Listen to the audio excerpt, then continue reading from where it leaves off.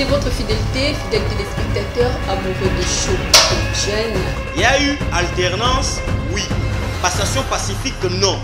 En réalité, le problème n'est pas à ce niveau-là. Il va jouer qui est pendant. Ça va être so, jeune ya lelo, ceux qui sont pas mon émission, la place de mon groupe, tout bazar na posa na mission, ça n'a rien que pour tout ça. La difficulté se trouve au niveau supérieur. Les jeunes sont vraiment difficilement éduqués. La propriété pour une femme, c'est le droit de voir sa vie progresser. Si elle pouvait être interrompue. Passionné de vous informer, former, c'est notre devoir. Bienvenue à votre émission Show de Jeunes qui nous souhaite de vous mettre au parfum des activités marquant la jeunesse de la République démocratique du Congo. Aujourd'hui, nous avons l'honneur au moins de recevoir Paul Ilunga. Il est le président d'un mouvement citoyen dynamique sauvant le Congo. C'est avec lui que nous allons juste parler de cette thématique, moi, qui nécessite aussi de se poser des questions, qu'on pose plus de questions par rapport à ça, que la jeunesse aussi n'arrive tel pas, au moins peut-être à pouvoir au moins s'en sortir par rapport à ce qu'ils est tenté de faire. Voilà pourquoi aujourd'hui, nous allons moi essayer de décortiquer cette thématique sur jeunesse, la jeunesse plutôt et la politique, c'est au mariage, pour quelle finalité, pour quel objectif, c'est pour trouver où pour aller où. Donc nous sommes où pour aller où. C'est avec Paul Ilunga, lui qui est au moins le président d'un mouvement citoyen. Étant que jeune, il va juste nous amener au-delà même de rideaux, au-delà même de nos entendements, au-delà même de ce que la jeunesse compte faire, non seulement aujourd'hui, mais le futur aussi de la République démocratique du Congo se trouve entre les mains de cette jeunesse. Voilà pourquoi aujourd'hui nous avons l'honneur de présenter cette émission et de recevoir aussi Paul Ilunga qui est juste notre invité de cette soirée. Paul, bonjour et bienvenue à cette émission. Bonjour Madame Elali, je salue tous les Congolais qui nous suivent à la maison, je salue tous les membres du mouvement citoyen dynamique sauvant le Congo ainsi que de la fondation Paul Ilunga. J'espère qu'on va essayer de parler sur les sujets et puis faire voir aussi à la jeunesse ce que nous pouvons apporter pour notre pays. Tantôt c'est la fondation Paul Ilunga, tantôt c'est le dynamique sauvant le Congo. Où pouvons situer Paul Ilunga? Madame Elali, vous devez savoir que nous avons beaucoup à faire pour notre pays. Le mouvement citoyen dynamique sauvant le Congo, comme vous le savez, c'est un groupe de pression, comme un ECC, comme un Senko. Donc, c'est un groupe de pression qui essaie de mettre la pression à nos dirigeants de mieux travailler pour la République.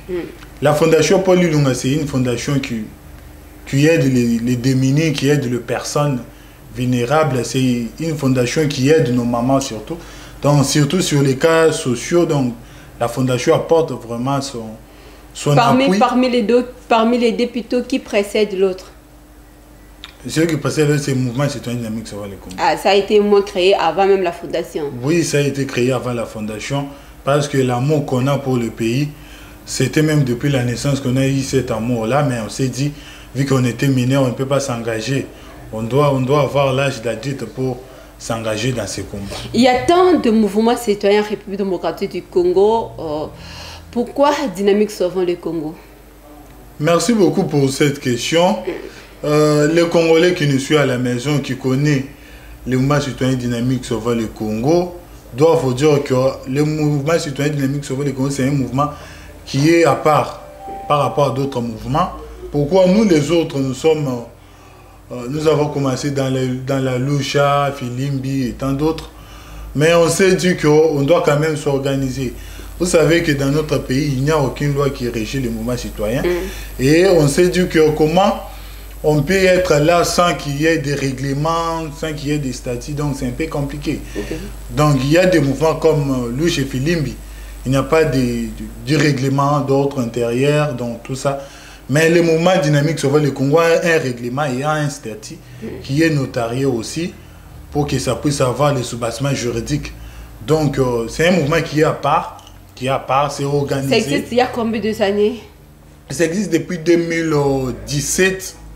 au mois d'août, les 4 août. Donc à peu près 5 ans. Oui, à peu près 5 ans. À peu près 5 ans. Voilà. Donc c'était l'année post-électorale. Ouais. L'objectif c'était quoi en fait? De sauver toujours le Congo qui se trouve dans les dangers, ou bien de faire réveiller encore le Congo, je ne sais pas, qui se trouve dans le sommeil. Oui, comme le nom l'indique, sauvant le Congo, c'est un mouvement qui essaie de sauver le Congo. On a commencé ça dans le régime de la Kabylie, essayer de sauver le Congo parce qu'on se voyait, on est en train de débriguer des mandats, Kabila n'avait pas besoin de faire les élections.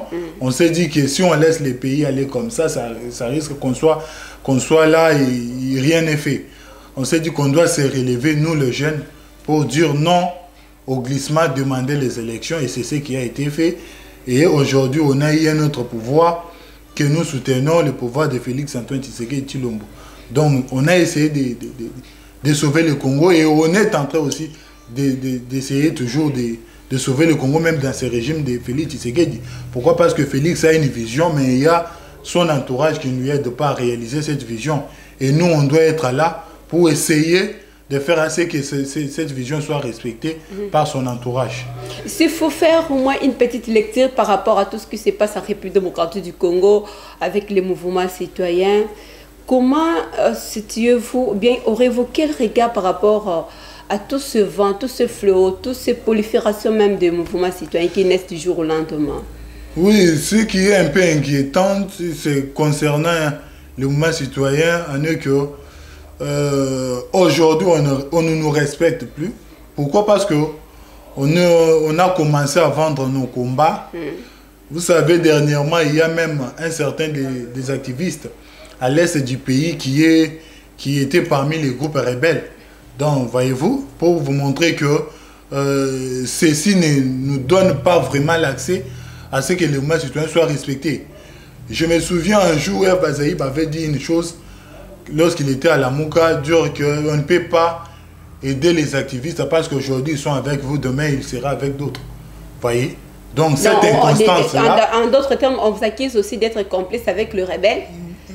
Non, de travailler aussi en complicité avec les ennemis de la République démocratique du Congo, s'il faut le dire. Oui, parfois on nous dit ça, mais il y a des activistes qui sont sérieux. Il y a des activistes qui sont sérieux, il y a des mouvements citoyens qui sont sérieux jusqu'à aujourd'hui. Mais il y a d'autres aussi qui viennent au combat justement pour avoir le moyen de transport, avoir quoi manger et tout. Et s'il faut à refaire, si c'était à refaire, où faut-il refaire? Là où il faut refaire, il faut d'abord que le mouvement citoyen soit régi par la loi. Vous savez pourquoi? Parce que lorsqu'il n'y a pas la loi qui régit le mouvement citoyen, n'importe qui peut créer un mouvement citoyen aujourd'hui. Quelqu'un se réveille, crée un mouvement citoyen, vous ne serez pas là pour légaliser cela, donc c'est quelque chose dont il n'y a pas de loi et vous êtes là. Vous êtes légalisé, s'il faut le dire. Oui, nous quand même notre statut est notarié et j'ai même cherché est-ce qu'il y a ce qu'on peut avoir à part notre statut être notarié. On nous a dit non. Il y a que on doit être notarié au ministère de Justice, mais la Fondation Paul Ilunga a tous les documents. Donc, pour dire que nous on est là, on essaie quand même de sauver le Congo. Et on est en train de travailler pour qu'on puisse sauver le Congo. Comment arrivez-vous à travailler, de combler les deux? De toute façon, la fondation, le mouvement citoyen, vous gérez ça comment? C'est un peu difficile, mais on est en train de bien les gérer parce que le mouvement citoyen a sa comité. Et ainsi que la fondation Paul Ilunga aussi a sa comité. Mais la fondation Paul Ilunga, concernant les problèmes des difficultés, par exemple. Dernièrement, on était descendu, on a aidé les mamans qui étaient dans l'hôpital, on est là pour les aider, donc c'est un peu ça. Mais tandis que le mouvement citoyen dynamique Sauver le Congo, on parle trop de la politique, on fait trop la pression à nos dirigeants pour bien gérer les pays. Mais il y a un comité qui est du mouvement citoyen dynamique Sauver le Congo et il y a aussi un comité qui est de la Fondation Paul Ilunga. Merci beaucoup Paul Ilunga, président du mouvement citoyen dynamique Sauvons le Congo, un président aussi de la fondation qui porte son nom. Donc, ça a été au moins le préfixe, il faut dire la présentation de Paul Ilunga par rapport à ce qu'il fait en dehors de la politique. Mais revenons au moins sur notre sujet du jour, jeunesse et politique en République démocratique du Congo. Quelle lecture faire d'abord sur la jeunesse congolaise? La jeunesse congolaise aujourd'hui, on n'a pas assez de conscience pour savoir ce qui est notre force. Vous savez, moi j'ai toujours dit, les jours où la jeunesse va se réveiller, ces jours-là, ce pays pourrait changer. Ah, il nous faut combien de temps encore, Paul? Non, ce n'est pas un problème. Justement, on doit être stimulé. Un jour, j'avais dit à l'un de mes camarades de la Mouka, je lui avais dit, le jour où nous allons faire à ce que on prend les clivages politiques, on met à côté, les couleurs politiques, on met à côté, et on travaille maintenant pour la République.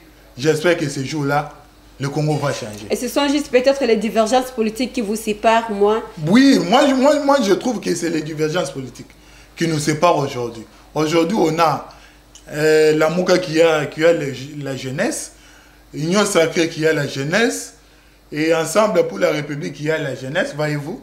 Mais aujourd'hui, personne ne peut accepter que son président est en train de travailler mal. Mais hormis nous les autres, qui essayent quand même de faire à ce que le président soit en bon chemin, ou bien l'entourage du président travaille mieux. Mais je trouve que quelqu'un commence à prendre cet sentimentalisme, les mettre même à la place publique. Donc aujourd'hui, si vous êtes en face d'un prince Pengue par exemple, il n'acceptera jamais de bonnes choses que Félix est en train de faire. Aujourd'hui, si vous êtes en face de Nico Mayengele, il n'acceptera jamais ce que Félix est en train de faire. Aujourd'hui, si vous êtes en face de Bruno Mibenga, il n'acceptera jamais ce que Félix est en train de faire. Où se trouvent les vrais problèmes? Les vrais problèmes se trouvent en nous d'abord. Si on sait que nous sommes une force pour la République, nous sommes un moteur pour la République, nous sommes un pilier pour la République, il y a d'autres choses, on ne peut pas les faire. Aujourd'hui, tu es dans Ensemble pour la République. Le président Moïse Katumbi travaille mal, mais vous n'avez pas ce courage-là de lui dire que papa, tu travailles mal. Vous avez cette paire-là.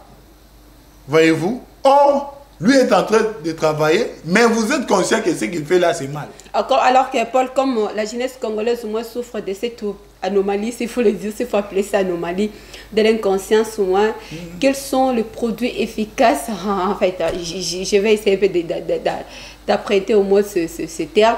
Quels sont les produits efficaces pour soigner au moins cette maladie au sein de la jeunesse congolaise? Là, moi, je dirais, on doit d'abord se sensibiliser, permettre aussi que dans l'école, qu'on puisse mettre le cours d'éducation à la citoyenneté auquel on doit parler de la République. Vous voyez, l'intérêt d'un citoyen pour la République, essayer de dire que non, on est là, c'est la République qui nous unit, nous avons qu'un seul patrimoine commun, qui est la République démocratique du Congo. Essayer quand même de former les jeunes déjà en 3e primaire, 4e, grandir avec ça, ça pourrait être une très bonne chose. Donc, commencer d'abord à sensibiliser. La sensibilisation aussi, ça joue un rôle très important sur nous, sur la jeunesse. Donc, sensibiliser, permettre à nos petits frères qui sont dans l'école primaire, de parler de l'éducation citoyenne. Qu'est-ce qu'un citoyen doit faire, tout ça, cela permettra que lorsque les gars grandissent avec ça à la tête, dans la tête plutôt, j'espère que ça pourrait, c'est un médicament efficace pour l'avancement de notre pays. Vous êtes un jeune influent sur tout le standard, s'il faut le dire, de la République démocratique du Congo. S'il faut essayer un peu de faire un coup d'œil plutôt sur tout ce qui se passe en République démocratique du Congo. Comment analysez-vous la situation de la jeunesse et la politique en RDC? La situation de la jeunesse et la politique comme président des mouvements citoyens, comme leader politique, Je pourrais dire que aujourd'hui la jeunesse est tellement manipulée sur le plan politique, tellement manipulée, je l'ai dit et je sais pourquoi. Vous savez, lorsque les rames faisaient la rage, il y a même d'autres personnes qui ont été achetées donc par $200, $300. Vous vous dites, comment pourrions-nous encore faire si nos amis, nos camarades ont été achetés par $200 par exemple, voyez-vous.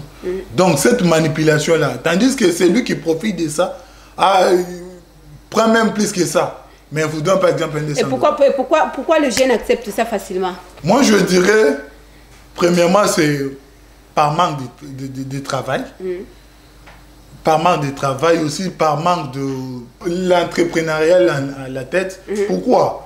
Parce qu'aujourd'hui, dans notre pays, on sait qu'il n'y a pas assez de travail concernant nos organismes, que ce soit national, international, que ce soit les entreprises, le portefeuille de l'État.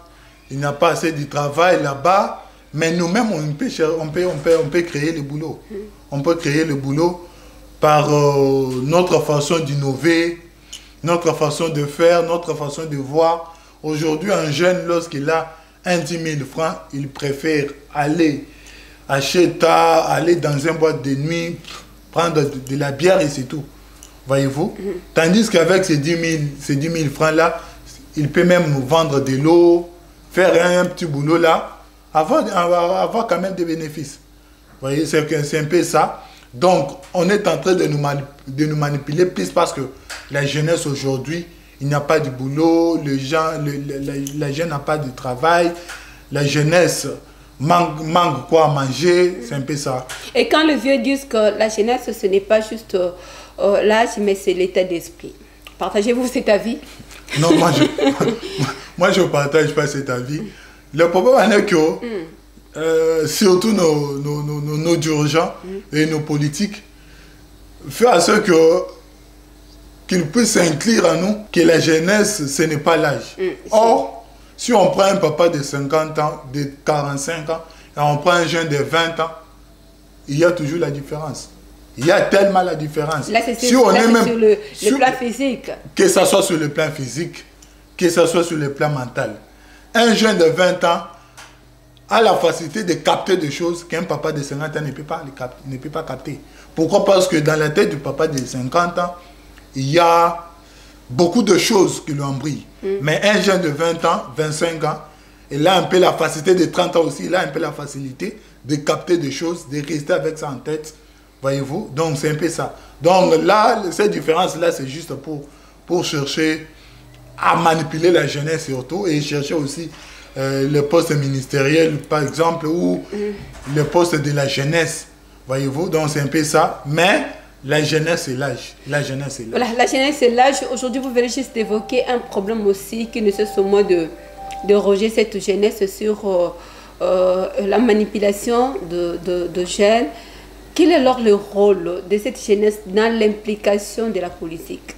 Parce que lorsqu'on est déjà manipulé, vous imaginez la suite. Le problème est que je reviens. Le problème est que si on a la conscience, on changerait ce pays. Moi, j'ai toujours dit, le jour où cette jeunesse-là va se réveiller, vous n'aurez pas de personnes de 80 ans, 70 ans, être de ministre dans ce pays. Voyez-vous? Pourquoi? Parce qu'il y a des personnes, depuis qu'il est né, soit il est ministre, soit il est député, soit il est de l'entreprise, jusqu'à l'âge de 79 ans. Ça vous dérange des fois? Oui, ça nous dérange tellement beaucoup. Ça nous dérange, on s'est dit, comment la personne, depuis qu'il est là, avec Mobutu, il était là, avec Laurent Désiré Kabila, il était là, Joseph Kabila, il n'y a pas de passation, et même avec Félix, de poste. Oui, mais même avec Félix Tshisekedi, il est plus même Tshisekedi que les autres. Voyez-vous? Donc on s'est dit, comment ces personnes-là Mais lui, il est toujours là. Qu'est-ce qui fait qu'il soit toujours là? L'expérience professionnelle aussi, de toutes les façons, on a tendance à dire ça. Non. La génération précédente, plutôt, n'est pas celle de cette génération, parce qu'aujourd'hui, on nous acquise. Bon, de toutes les façons, ça, c'est une émission de jeunes. Je m'incline aussi dans tout ça. Qu'on est un peu des incompétents, ainsi de suite. On n'a pas eu la maîtrise de faire au moins de bonnes études. Et voilà un peu. Si on parle de l'incompétence, moi, je dirais que l'incompétence, c'est nos parents. Hein. Ouais. Là, vous acquisez directement les parents. Là, j'acquise des parents, c'est-à-dire ceux qui nous dirigent. Quand je parle de parents, je parle que ce soit la classe politique qui nous dirige. D'accord. Oui, ils sont tellement incompétents par rapport à nous. Et si on parle de l'expérience, on acquiert l'expérience qu'en travaillant. On ne peut pas acquérir l'expérience en étant à la maison. Voyez-vous? Donc, c'est lorsqu'on travaille qu'on acquiert l'expérience. Donc, on doit d'abord travailler et on verra qu'on a l'expérience. Si vous voyez même dans ce gouvernement de Wario, ceux qui travaillent mieux, ce sont des jeunes. Si vous voyez, donc la configuration, ceux qui travaillent mieux dans ce gouvernement, ce sont des jeunes. Voyez-vous? Donc, si vous partez au Parlement, ceux qui travaillent bien, ce sont des jeunes. Sentez-vous au moins le conflit de la génération entre le vieux et le jeune? Oui, ça vous arrive des fois de sentir ça? Oui, il y en a. Il y en a. Aujourd'hui, nos parents, nos grands-parents essaient quand même d'éteindre notre lumière. D'éteindre notre lumière, de faire assez qu'on ne puisse pas vraiment être comme normalement. Donc, il essaie quand même d'éteindre cette lumière que nous avons. Il ne nous donne pas assez du temps. Donc, il ne nous donne pas de l'espace. Que ça soit même dans des partis politiques. Si vous voyez Paul Ilunga n'est pas dans des partis politiques, c'est à cause de ça. Il y a tellement de partis politiques. Où vous vous sentez coincé? Non, il y a tellement de partis politiques qui nous sollicitent. Mais on s'est dit comment on peut travailler avec ce genre de personnes qui ne nous laissent pas de temps, qui nous donnent pas de l'espace. Vous voyez? Donc on a besoin de l'espace pour montrer à quoi nous sommes capables. Lorsqu'on nous donne cet espace-là, c'est à ce moment-là qu'on nous verra si nous sommes incompétents ou pas. Mais sans cela, comment pourriez-vous voir notre travail? Voyez-vous? Donc c'est un peu ça. Ce conflit-là, il y en a, mais on est en train quand même de travailler.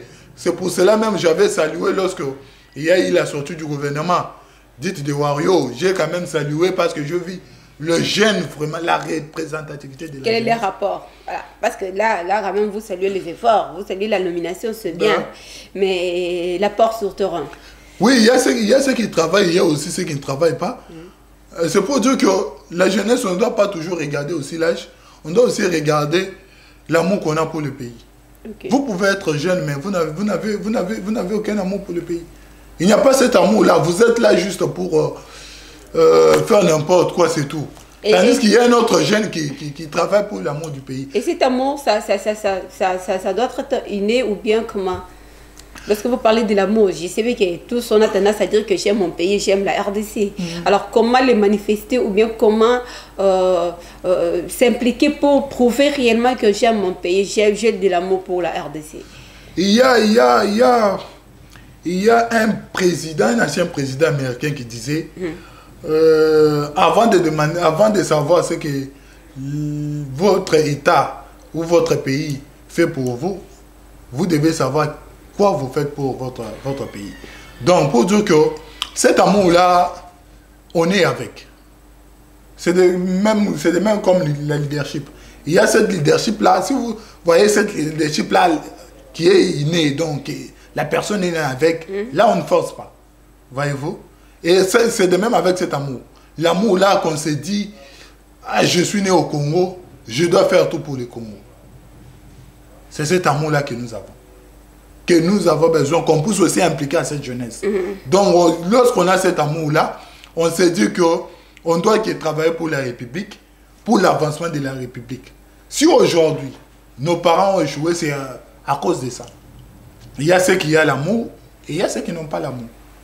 Et sur 100%, ceux qui ont l'amour, que ce soit dans les cas d'urgence, actuellement, c'est juste 20%. 80% n'ont pas de l'amour. C'est la raison pour laquelle, voyez-vous, qu'il y a des efforts qui est en train d'être faits, mais aucun résultat. Alors, je vous pose cette question comme étant président d'un mouvement citoyen dynamique sauvant le Congo. Quels sont, ou bien quel est le défi des dynamiques sauvant le Congo pour un Congo nouveau demain? Le défi du mouvement citoyen dynamique sauvant le Congo, c'est de voir le Congo prospérer. Comment? Premièrement, en voyant un Congolais qui est pris à sa valeur normale. Exemple, aujourd'hui, il y a des travailleurs qui travaillent avec les Pakistanais qui n'ont pas assez de salaires, assez de bons salaires.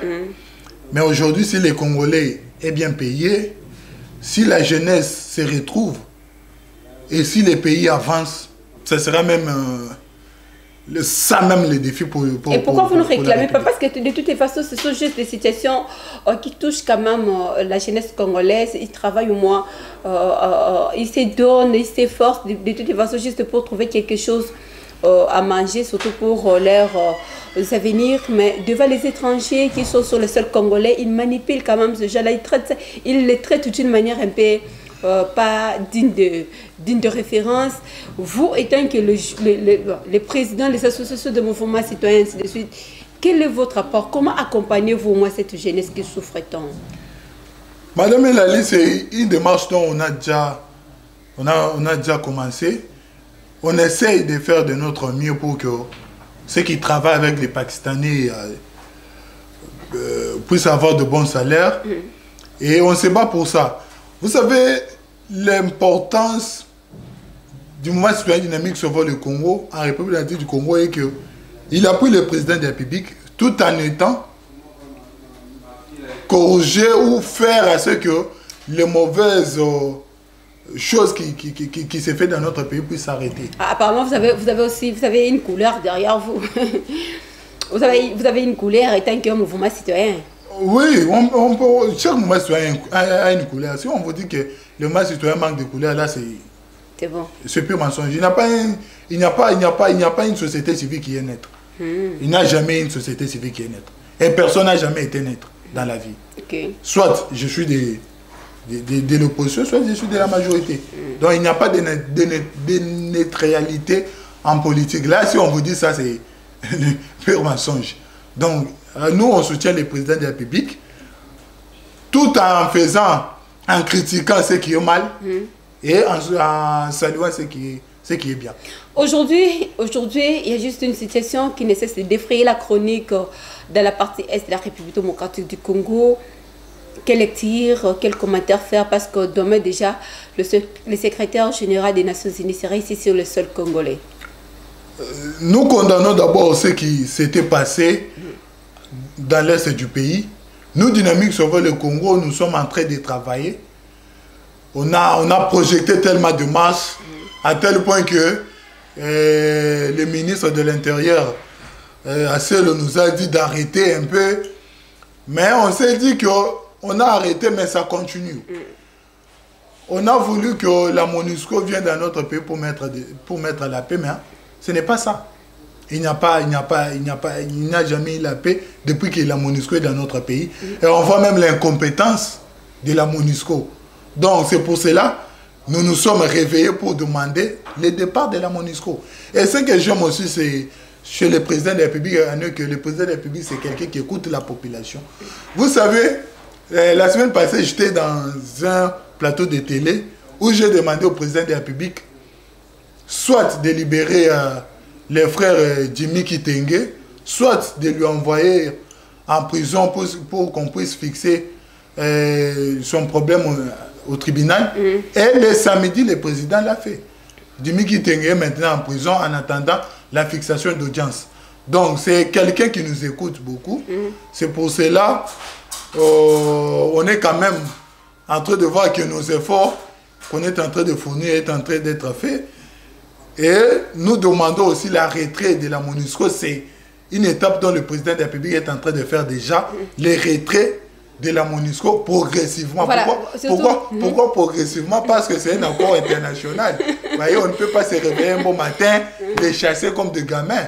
Donc, il faut quand même laisser ces retraits-là progressivement. Aujourd'hui, il y a un rapport qui est déjà mis à la disposition de tout le monde. Je crois que vous êtes au moins informés par rapport à tout ce que les Nations Unies essaient un peu de dévoiler à la population congolaise. Aujourd'hui, ils confirment quand même que l'armée ougandaise et l'armée rwandaise se sont juste impliqués pour combattre l'armée, la République démocratique du Congo.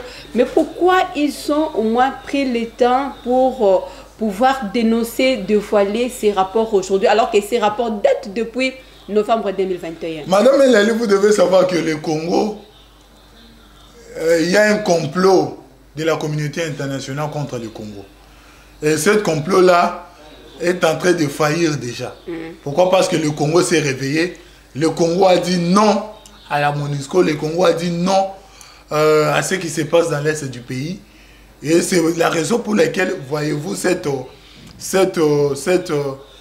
paire-là que la MONUSCO a et commencé déjà à dire que non, il y a, on reconnaît qu'il y a les troupeaux rwandaises ainsi que ougandaises dans le pays en train de massacrer nos populations dans l'est du pays. Tout ça justement parce que le Congo a pris quand même le Congo s'est réveillé. Donc là, on ne peut plus dormir. On n'a pas besoin de la MONUSCO dans notre pays. Aujourd'hui, je vois quelqu'un qui s'est dit opposant farouche du président de la République dire que la MONUSCO doit rester. Donc aujourd'hui, quelqu'un comme Franck Diongo dire que la MONUSCO doit rester.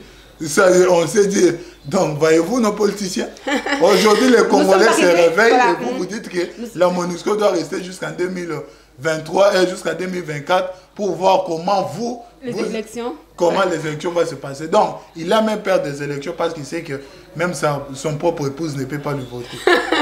Nous sommes arrivés à la fin de cette émission au show d'Ogène, jeunesse et la politique. Que demandez-vous juste aux autorités et que recommandez-vous à la jeunesse? Ce que je pourrais demander à nos autorités, c'est d'avoir l'amour pour le pays. Il n'y a que l'amour. Ce que je pourrais demander à notre jeunesse, c'est d'avoir la conscience ainsi que l'amour pour notre pays. Nous devons nous battre. Sans nous, ces pays, on risquerait de nous laisser ces pays par terre. Or, si on nous laisse ces pays par terre, c'est nous qui aurons du travail à les relever encore. Donc, nous devons dire non à la mégestion et nous devons aider le président de la République de réussir son mandat. Car en réussissant son mandat, cela doit nous aider aussi, nous, la population congolaise ainsi que la société. Nous vous disons merci d'être là. Merci beaucoup pour l'invitation. Merci beaucoup. Nous sommes arrivés juste à la fin de cette émission. Aujourd'hui, nous avons eu l'opportunité de décortiquer cette thématique sur la jeunesse et la politique. Paul Ilunga était juste notre invité de la soirée. Nous vous disons merci de nous avoir suivis. Restez branchés au programme de Show Télévision. On se retrouve prochainement. Au réel plaisir d'avoir un nouveau numéro. Au revoir.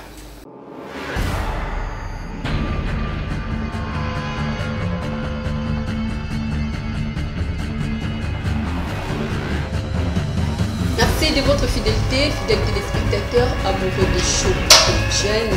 Il y a eu alternance, oui. Passation pacifique, non. En réalité, le problème n'est pas à ce niveau-là. bazwaki lipanda bazalaki bagene biso bagene ya lelo soki bamoni biso na place moko to baza na posa na biso ezalaka na rien que pour topesa bango. La difficulté se trouve au niveau supérieur. Les jeunes sont vraiment difficilement éduqués. La propriété pour une femme, c'est le droit de voir sa vie progresser. Si elle pouvait être interrompue,